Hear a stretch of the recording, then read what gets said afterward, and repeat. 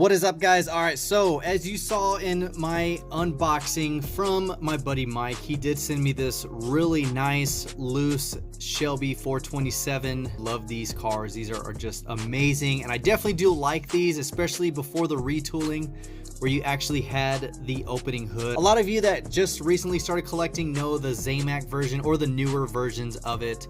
I did detail this one just a little bit. You can see the seat belts, the shift knob, the gauges, even the tail lights. I put some tail lights on there, as well as the headlights and lower turn signals. So definitely put some detail into this one. What I was thinking of is using the windscreen from this one and utilizing it for this, but the tooling and casting is completely different. So it wasn't just the opening hood that changed, it was how they mounted the windscreen. So on these, it looks like the windscreen is attached from underneath the entire front portion of the hood, whereas this one kind of looks like it clips into a little bitty slot right here. So definitely two different windows. I'm gonna try to restore this car as best as possible. These wheels don't even spin. You can see it's completely rusty. The color on the bottom is just turning brown. So I definitely want to see if I can bring this bad boy back to life and make it just look almost like how Carroll Shelby's was. I think his was this color blue in his final color. So I definitely want to see if I can restore this. So we're going to go ahead and start the process. It's probably going to be a couple episodes of taking it apart, cleaning it, stripping it, and doing all that. Hopefully you guys enjoy the series of this Shelby build. So let's go ahead and get this started.